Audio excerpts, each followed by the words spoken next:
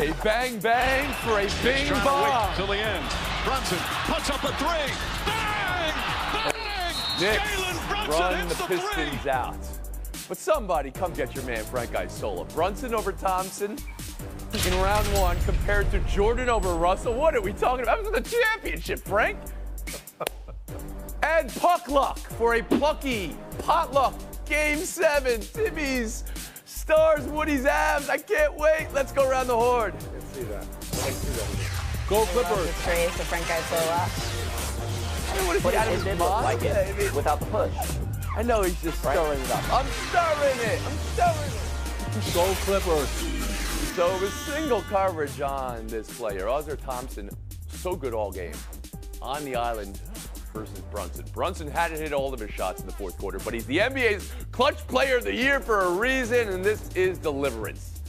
A series where one game was decided by a call refs admitted they blew, and another game decided by Brunson not being able to check the game. Came down to that, and Detroit not being able to close out the lead at home and force a Game 7. So, on that last shot, and the Knicks over the Pistons in 6.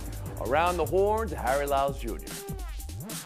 Yeah, Tony, this feels, obviously the result of how good Jalen Brunson is because he is the clutch time player of the year for a reason. This is what he does. He has averaged over 13 points in the fourth quarter of these games in this series. But I do see some youth and inexperience from the Pistons coming up in this situation. Ozzer Thompson had held him to 0 of 5 shooting as the primary defender before that one shot, but that is the one shot that put them to rest. So there is something there. I will say this, though, in defense of J.B. Bickerstaff, a lot of people are saying, how could you let him take the last shot? Even if they send a double onto Jalen Brunson and he passes off of it, the Knicks shot 7 of 10 off of Jalen Brunson passes last night, and 7 of those were wide open looks. 6 of them went down. So I don't know that this is a complete solution of, hey, if you double him and let somebody else shoot it, like it's just going to be a better result. I don't know that I buy that. I do think, though, this is a case of a better Knicks team, a Knicks team that had been here before, that was built for the moment, and a Pistons team that was not. They were up 7 with 2.5 minutes to go and completely crumbled. Tim Kalishaw, on that play, though, are you doubling Brunson there? I probably am, although I agree with Harry. Thompson has been really good on him. And the thing about, you made fun of Isola comparing it to Jordan and Byron Russell. Brunson does physically get him off of him. He does it much more subtly than Jordan, just throwing Russell to the side, knowing they're never going to call an offensive foul on Michael Jordan. But he did. But it was the plays before that, too, that he got trapped under the basket. He's, 6'1", and he's got nowhere to go. And he made a shot, I'm talking about Brunson, under the basket to make it 112, 110. That was phenomenal off the glass. And he had the three-point lean in, the foul shot right before that. So, Brunson, I feel like we spent a lot of time talking about former Maverick guards on this show. I don't know why. But Brunson, has shown he is whatever star level you want to put him on, he's capable Bill Plaschke, around the horn to you. I can't believe you all don't agree with this. You had to double team him. What's he doing alone? Everybody in the stadium, everybody on TV knew he was going to get the ball. Everybody knew he was going to take the shot. Brunson had 52 clutch hoops this season, 27 in the playoffs. The best clutch shooter in basketball. It comes down to the last shot. You got to double team him. Let Mikal Bridges take that shot. I'll take my chances with anybody else but Jalen Brunson. That was absurd. Bickerstaff blew it, and Detroit had outscored him like 20-2 in a run in the fourth quarter. Detroit could have won that game, and he should have won that game. But you have to play defense. You have to double team the best guy on the floor. Everybody knew it. Why what are they thinking? Lee Kaplan. I think we all wanted a Game 7 at the Garden. It would have been electric, but this is, as you guys said, what Brunson has done all season long. I feel like these playoffs have been a coming out party for both of the Thompson brothers, and the season has been a coming out party for the Pistons. Thompson has just been so good. Like, Brunson was even surprised after the game that he was that open. It's really hard to criticize Bickerstaff, and none of the players want to do it, but I have questions of why Thompson was subbed out when the Knicks were storming back there because of how good he was defensively. But big picture, this is a young team with a lot to be proud of, a team that has a lot to be proud of, and the future is really bright for Detroit. Harry, back in. Last word after the horn. Yeah, I felt, Emily just mentioned it, when he subbed him out and you let Dennis Schroeder guard Jalen Brunson, that's when he started appearing in the fourth quarter. If that doesn't happen, they probably win that basketball game. Any number of moments in this series where you could say, the foul call the refs admit they blew. Brunson not being able to check in the game. Thibodeau played the best defense against Brunson all series when he sat him out and couldn't call a timeout to get him in the game. And then, yes, during the run, after a team had one run, allowing the Knicks to get back into it. That's how that series gets decided. Knicks get the Celtics again. I'm going to hit pause on that because that series doesn't start till Monday. And we turn our attention to Clippers Nuggets. We're going to get 7. I've heard it all series long. This one will go 7. Well, now we get what you told us, national panel, with LA's win last night. Clippers needed 47 minutes, though, from James Harden to force it. What type of effect do you think that'll have in a quick turnaround Game 7? Nuggets have more Game 7 experiences than any team in the league the last few years. Some good, some bad. Who was built for this? This national panel is built for a Game 7. Bill Plaschke, around the horn to you. You're in Los Angeles. How will this Game 7 Clippers-Nuggets be won? The Clippers will win this game. James Harden is on a roll. He's trying to redeem himself from past terrible collapses in the fourth quarter. Yes. Nikola Jokic is not on a roll. He scored 7 points total in the last 2 fourth quarters. He's getting tired. He's getting burdened. And then they have the Clippers are deeper on the bench. Nicholas Batum was awesome off the bench. I think Kawhi Leonard is in a better shape right now than any of the Nuggets. I think that the Clippers are on a roll right now. On a roll. They're one deeper, consecutive game in a row is what they've won at this moment. And the stat you gave about Jokic is actually in the second half. It's not just in the fourth quarter. But the man in Los Angeles, as has been true for this show for 23 years, riding with Los Angeles, Tim Kalishaw. It's over. Tim Kalishaw around the horn. I'm going to put 23 years of credibility on the line and agree with everything Plaschke said. I think the Clippers are going to win. I can't believe I'm saying this. I think the Clippers are going to win. Kawhi Leonard having a big Game 7, surprising no one. James Harden having a big Game 7, bit of a surprise to some of us. But I think he's going to, and Zubac does do a great job on Nikola Jokic, and I think Denver is feeling the pressure of that coaching change and thinking about, did we do the right thing? We can't go out in the first round after doing that, and that's they had trouble winning home games in the playoffs last year. Emily Kaplan, around the horn to you. I don't know if they're feeling pressure of it, Tim, because it feels like they wrote off the playoffs before it even began by firing your coach and your general manager.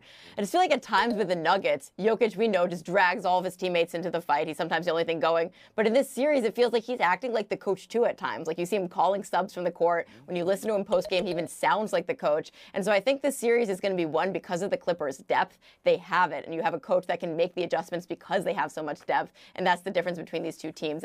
So depth and stability is what I'm hearing from Kaplan will decide this Game 7. Harry Lyles, how about you?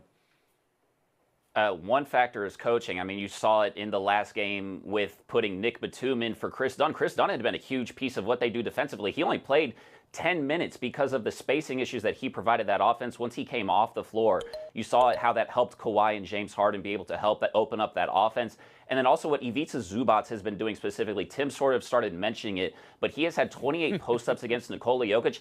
He is only averaging 0.65 points per post-up. He held them to 0 for 6 in the fourth quarter of that basketball game. There's no completely stopping Nikola Jokic, even though he kind of did in that fourth quarter. But if you're going to slow down the best player on the planet and be able to have the depth that Emily mentioned, I would take the Clippers as well. Tim started to mention it, but Harry, thank you very much for the analytics there. Plaschke, I'll give you the last word. Ty Lue is arguably the best knockout game coach in basketball. He's great in his Game 7s. He'll be the difference. That's a Plaschke guarantee. Now we move on to the news of the day. One of the great knockout coaches in NBA history, Greg Popovich, stepping away and retiring from head coaching and transitioning to team president of the San Antonio Spurs. This is an era of unmatched success, model development. He's a singular character with character, not to mention his reign of terror on sideline reporters. And of course, maybe not the news you want to hear, but with the health concerns he's had over the last year, not something that may be shocking or surprising, but Popovich stepping away from coaching. It's the news of the day. Around the horn to Tim Kalishaw. Yeah, you know, when the Spurs joined the NBA, it was almost 50 years ago now, in the late 70s. The Indiana Pacers and the Nets have still never won a title. Denver took almost 50 years to win one. The Spurs won 5 under Popovich. They did it in a place that was never going to draw a lot of free agents. They did it through the draft. They did it through being smart. They did it through great coaching. And you know, when he had great teams, they tended to win. And yes, he had Tim Duncan and David Robinson, and they made great draft picks with Parker and Ginobili. But to stay that long, the difference between him and Phil and Pat Riley bouncing around from the glamour spots to the NBA. Popovich did it one place, Central Texas, remarkable run. Bill, I'll turn to you here. Of course, his fingerprints will be on this team going forward, but how will you remember Popovich, the coach? Well, I think he's the greatest coach in NBA history because he did it in San Antonio. He did it, again, like Tim said, in a small market with not a lot of fanfare, and he developed people.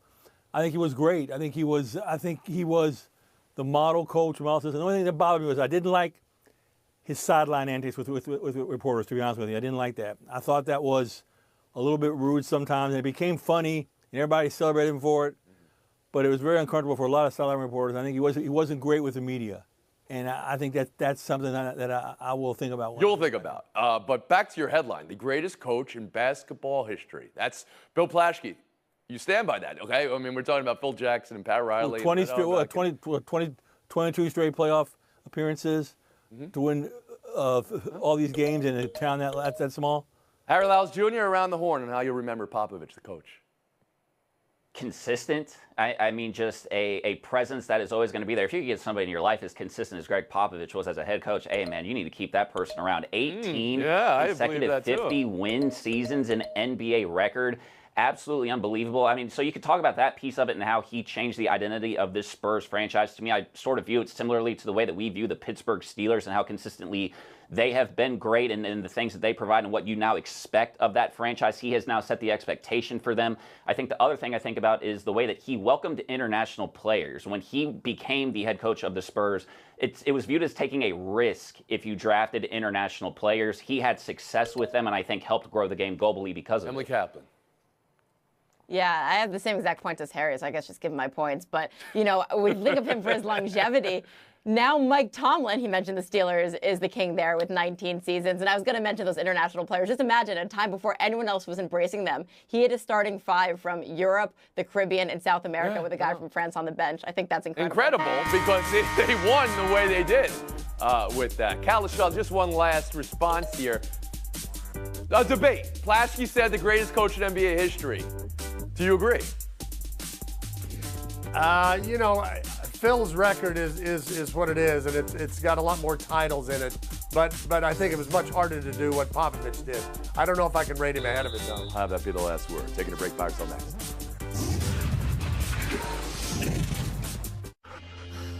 NHL closeouts last night. Let's go around that horn.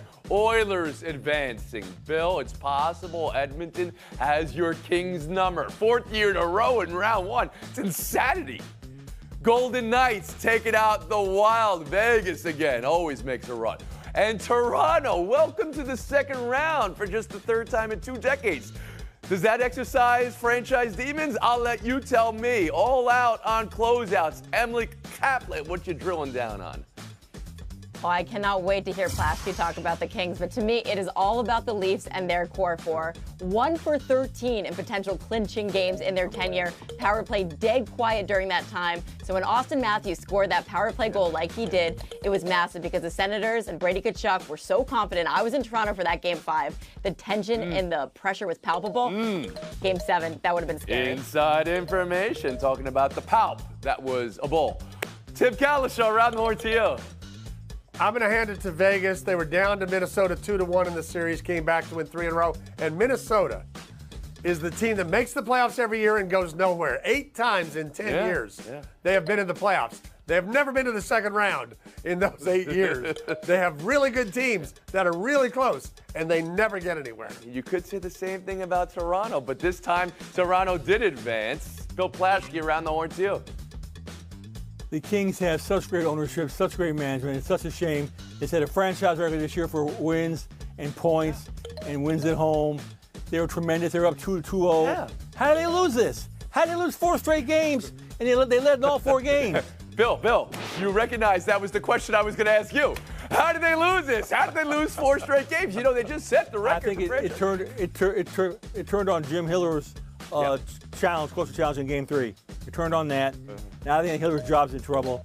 It's devastation. It's terrible. I don't understand. Can't answer. The I don't understand. expression is, what is insanity? It's doing the same thing over and over and expecting different results. They cannot draw the Oilers in round one. You can't do it every single year. And Harry Lyles Jr. around the horn to you. Yeah, Tony, I think it's got to be the Leafs. As Emily mentioned, this is something that they just don't do. The fact that you have 13 losses on series, potential clinching games at the end of series, it's 13 in 7 years since 2018. Like, that's comically bad.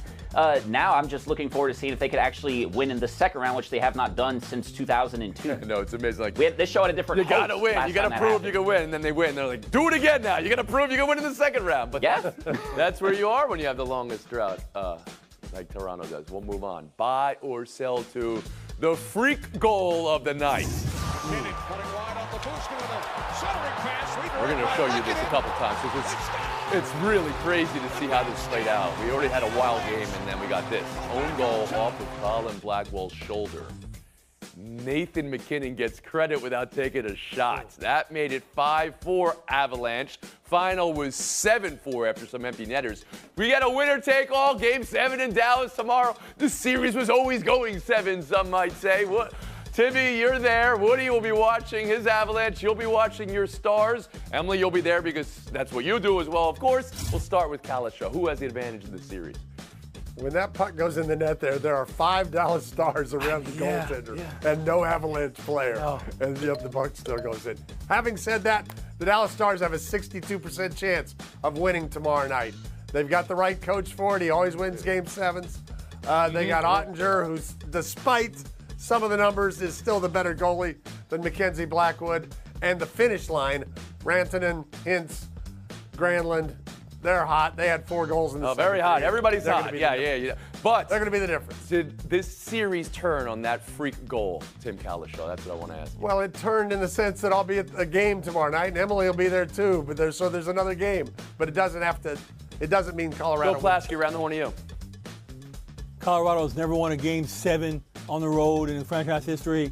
Pete DeBoer, like Tim said, 8-0 in Game 7 is better than anybody other than Red Auerbach. Incredible. Dallas has a Dallas win the game. Harry Lyles Jr.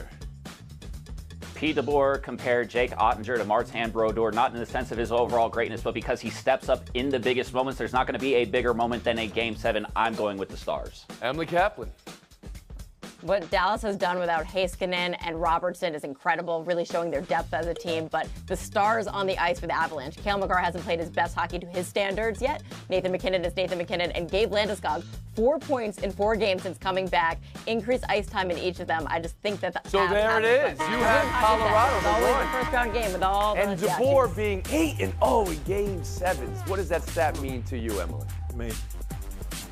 It means he's incredible. He's really good at what he does. He's been on many different benches, many different players, and he always finds